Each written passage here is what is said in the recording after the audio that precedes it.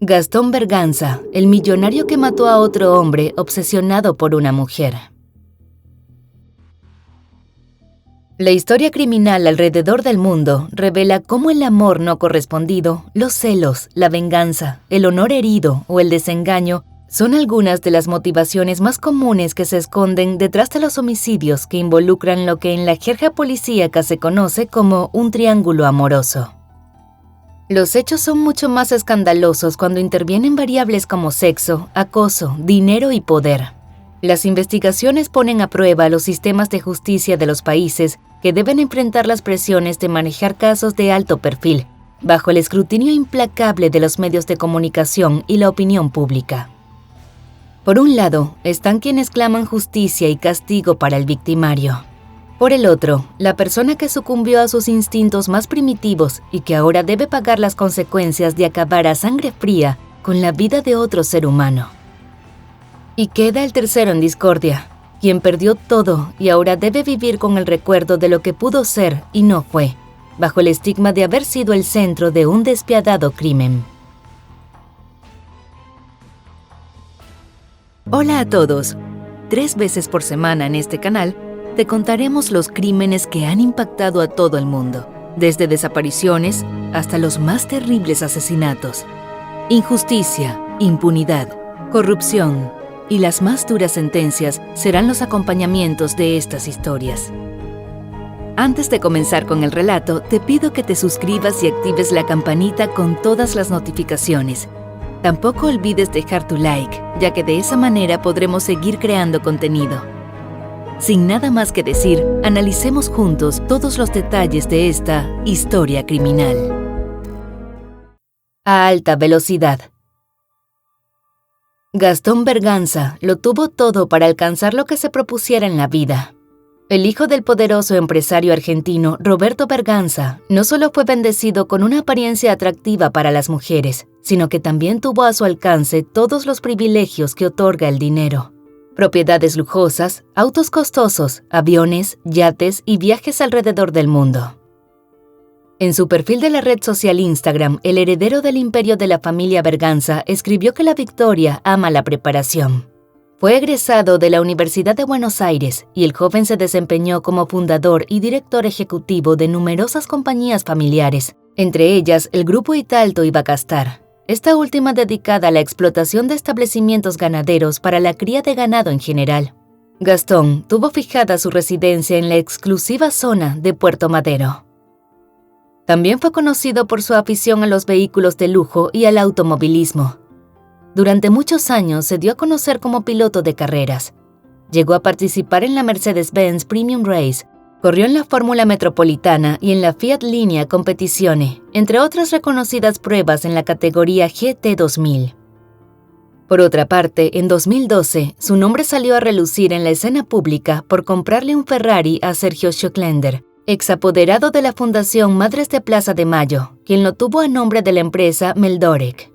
El vehículo estuvo relacionado en el marco de una investigación por presunto lavado de dinero e irregularidades en la construcción de viviendas sociales de la organización benéfica.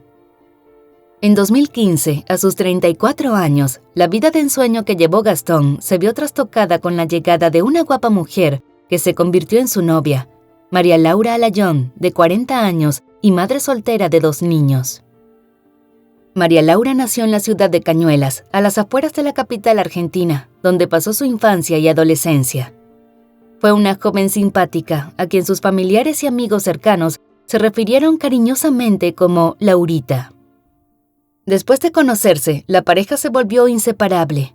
Fue común ver en sus redes sociales las imágenes de las lujosas veladas que compartieron y de sus viajes a exóticos destinos.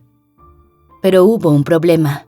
María Laura arrastró con ella un pasado turbulento en el que Gastón terminó involucrado de forma insospechada. Un romance truncado. Meses antes de iniciar su romance con Gastón, María Laura puso punto final a una relación con Diego Fienman, de 33 años. Diego fue el medio hermano, por parte de padre, del controversial periodista, abogado analista político y presentador de radio y televisión argentino Eduardo Fienman. El amorío, que comenzó en 2012, duró entre 1 año y medio y 2 años, con separaciones intermitentes. Según María Laura, tenía meses de haberse alejado de Diego cuando en abril de 2015 conoció a Gastón y empezaron a salir. Al joven, apodado El Oso, no le cayó para nada bien la noticia del nuevo noviazgo de su ex. Aunque María Laura reconoció que siempre les dio un trato cariñoso a sus hijos, la relación no terminó en muy buenos términos porque, según lo declarado por ella, Diego tuvo un temperamento intenso y cambiante. Con el tiempo, a pesar de que la relación concluyó tiempo atrás, el hostigamiento a María Laura empeoró a tal punto que llegó a temer por su seguridad y la de sus hijos. Un día, mientras dejaba a sus niños en el colegio, él se presentó intempestivamente y la tomó por el cuello. La amenazó con matarla a ella y a Gastón. Como pudo, se liberó de él y escapó. Este incidente fue el que motivó a María Laura a presentar una denuncia y poner una orden de restricción contra su expareja. Pero la medida de protección que intentó María Laura y el que ella ya estuviera al lado de otro hombre no fueron impedimento para que Diego siguiera adelante con su obsesiva conducta. En venganza por abandonarlo, se atrevió a difundir un archivo con una serie de videos sexuales que grabaron cuando fueron pareja.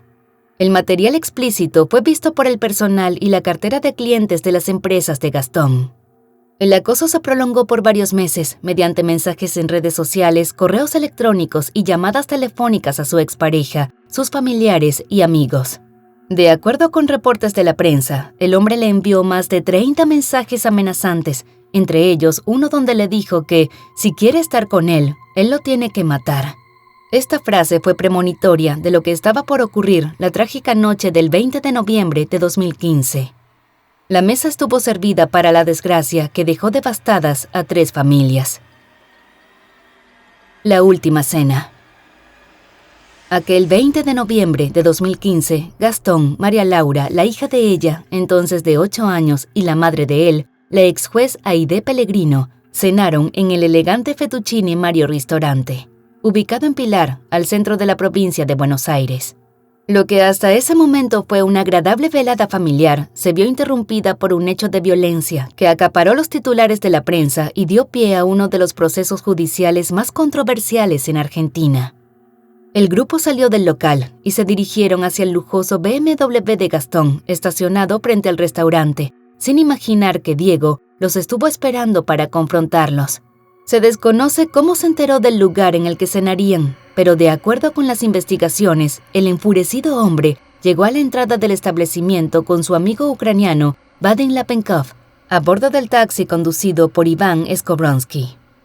De acuerdo con el testimonio de quienes presenciaron los hechos, Gastón y sus acompañantes lograron subirse al vehículo. Fue entonces cuando vieron a Diego patear la puerta del lado del conductor mientras le gritó obscenidades a Gastón y lo increpó a bajar del automóvil para arreglar sus diferencias. De acuerdo con lo que atestiguó en la corte, el expiloto tomó una pistola marca Glock calibre .357 que tenía en la guantera del vehículo. Bajó unos centímetros el vidrio y le disparó a quemarropa a Diego. 3 balazos impactaron en el cuerpo de la víctima. Uno de los proyectiles rompió el vidrio y el empresario, quien notó que el taxi estuvo detrás de ellos en la estación de servicio que está frente al restaurante, realizó varios disparos hacia el auto, cuyo conductor pudo resguardarse para evitar ser alcanzado por los tiros. Gastón encendió el motor del BMW y escapó a toda velocidad de la escena del crimen con sus acompañantes a bordo. Pocos minutos después, llegaron patrulleros y una ambulancia que trasladó a Diego hasta el Hospital Central Juan Cirilo Sanguinetti, en la localidad. A pesar de los esfuerzos de los médicos por salvarle la vida a Diego Fienman, murió a los minutos de ingresar al nosocomio. Narcisista, impulsivo y egocéntrico. Pocos momentos después de cometer el crimen, Gastón llamó a la policía y dijo que fue víctima de un intento de asalto. Ese mismo día fue detenido en la comisaría de Derqui, donde permaneció apenas por 34 días. En diciembre de 2015, el juez de garantía 6 de Pilar, Nicolás Ceballos, le concedió la excarcelación tras cambiar la calificación del crimen a homicidio por exceso en la legítima defensa. Una vez en libertad, Gastón se mudó con María Laura porque se le venció el alquiler en donde vivió. Pasó los siguientes 2 años viajando por el mundo, visitando países como Italia, Brasil y Uruguay. Hay reportes de que incluso la reconstrucción del homicidio fue postergada en una ocasión porque el acusado estuvo de vacaciones en las Bahamas. Irónicamente, fue el mismo juez Nicolás Ceballos quien dictaminó que el caso fuera elevado a juicio. Con esta decisión, avaló la solicitud de la fiscal de María Inés Domínguez de calificar el crimen de homicidio agravado por el uso de arma de fuego y portación ilegal de arma. Además, fue acusado de tentativa de homicidio, porque con sus disparos el empresario casi mató también al taxista que acompañó a la víctima, Iván Skowronski, cuyo testimonio fue clave en el proceso judicial. En marzo de 2018, en el Tribunal Oral y Criminal número 5 de San Isidro, comenzó el juicio contra Gastón Berganza por el homicidio de Diego Fienman. Tras la calificación del delito que se le imputó, Gastón dijo reiteradamente que no se considera un asesino, pues cuando le disparó a la víctima, lo hizo para defender a su familia de un supuesto ladrón. De nada sirvió la estrategia que trazó la defensa del detenido, el abogado José María Vera, de que Gastón incurrió en un exceso en la legítima defensa. El propio empresario confesó ante las dos fiscales de la Unidad Funcional de Instrucción UFI 3 de Pilar, María Inés Domínguez y Valeria Oyola, que disparó 5 veces porque creyó que lo iban a robar o secuestrar. Además, alegó que no conoció a la víctima. El antes exitoso empresario y piloto de carreras llevaba 10 días en los calabozos de la Unidad 9 de La Plata, cuando, el 27 de marzo de 2018, fue declarado culpable del homicidio ocurrido en 2015 en Pilar. Fue sentenciado a cumplir 24 años de prisión sin derecho a fianza. De acuerdo con el dictamen del tribunal, Gastón disparó con intención de matar a Diego Fienman, debido a la disputa que ambos mantuvieron por María Laura Alayón y en reacción a la filtración de los videos íntimos que hizo la víctima. El empresario no estuvo presente en la sede del tribunal para la lectura de su sentencia, ya que se negó a ser trasladado desde el reclusorio donde cumple su condena. Los peritos psicológicos que testificaron durante el juicio coincidieron en que Gastón no solo posee una personalidad de característica narcisista, sino que su afectividad es egocéntrica. Además, concluyeron que el imputado tiene conductas impulsivas y que las críticas lo hieren con facilidad. Estos rasgos de su personalidad fueron confirmados por María Laura, quien terminó su noviazgo con Gastón en enero de 2017, un año antes de la sentencia condenatoria. Sin embargo, la mujer dijo que la relación estuvo rota mucho antes de eso, principalmente porque él siempre la culpó por lo que pasó. María Laura dijo a medios locales que el tiempo que vivió con ella antes del juicio, Gastón le hizo la vida imposible a ella y a sus hijos. Relató que siempre le dijo que su casa era una pocilga y que maltrató verbalmente a ella y a su hija. Resaltó que la pequeña estuvo bajo tratamiento psicológico porque sufrió un trauma muy fuerte luego de presenciar los hechos violentos ocurridos en 2015. Aunque reconoce que estuvo en medio de una situación complicada, María Laura aseguró no sentirse responsable por la tragedia de aquel 21 de noviembre. Afirmó que el único responsable es Gastón, pues fue él quien decidió apretar el gatillo y por ende es él quien debe asumir las consecuencias de las acciones que llevaron a la muerte de Diego Fienman. Cruzada de una madre. La condena de Gastón Berganza fue como un bálsamo para la madre de Diego, Antonia Ortiz Medina, quien se mantuvo firme en los esfuerzos para llevar al asesino de su hijo a la cárcel. Pero la mujer de 72 años tuvo que armarse de valor para volver a verse las caras varias veces con Gastón. Primero, en la Cámara de Apelaciones y Garantías de San Isidro, donde se confirmó la sentencia al asesino de su hijo. Luego, en 2019, fue citada a la audiencia de la Cámara de Casación bonaerense, que evaluó la apelación a los 24 años de cárcel impuestos al empresario de 38 años. Su principal temor fue que se redujera la pena, o en el peor de los casos, que fuera liberado.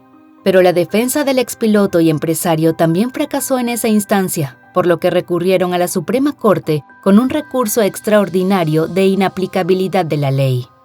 El planteamiento fue que el victimario actuó en legítima defensa y que, por tanto, correspondería la absolución o, subsidiariamente, que hubo exceso en la misma, lo que implicaría una pena mínima. Además, los abogados cuestionaron la decisión de la Cámara de Casación por presunta arbitrariedad. Sin embargo, en enero de 2022, la Suprema Corte de Justicia bonaerense confirmó la condena a 24 años de prisión a Gastón por el homicidio de Diego y el intento de homicidio del taxista Iván Skobronsky. Los jueces Luis Genoud, Hilda Kogan, Fernando Mancini, Daniel Soria, Víctor Violini, Mario Cojan y Sergio Torres rechazaron por mayoría el último recurso interpuesto por la defensa contra el fallo emitido en 2019 por el Tribunal de Casación, que ratificó la sentencia de primera instancia que en 2018 decidió el Tribunal Oral en lo Criminal de San Isidro. El empresario y expiloto, ahora de 39 años, seguirá recluido por las próximas 2 décadas en la Unidad 9 de La Plata, donde cumple la condena de 24 años que le fue impuesta en 2018. Eso significa que cuando finalmente sea puesto en libertad, tendrá alrededor de 59 años. La madre de la víctima dijo estar satisfecha con la decisión, pues consideró que se hizo justicia. La mujer rechazó la disculpa que le ofreció el asesino de su hijo durante la audiencia de apelación, pues consideró que no está realmente arrepentido de lo que hizo. Afirmó que no quiere sus disculpas, sino que pague con cárcel por su crimen.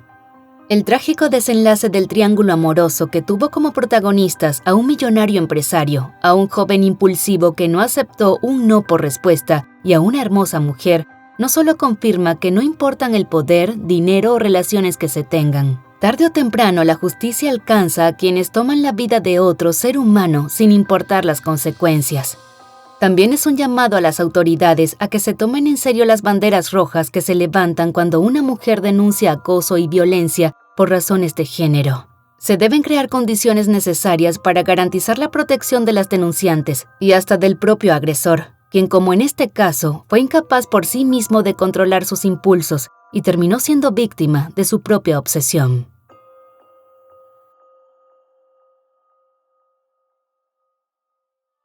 Y bueno, querido espectador, aquí termina la historia criminal del día de hoy. Nos interesaría mucho saber tu opinión, así que te pido que la dejes en los comentarios del video, siempre con respeto a la víctima y su familia. Podemos debatir, pero siempre con el respeto que todos merecemos. De nuevo te recuerdo que te suscribas y dejes un like para dejarme saber que mi trabajo es de tu agrado. Buenas noches, hasta la próxima historia criminal.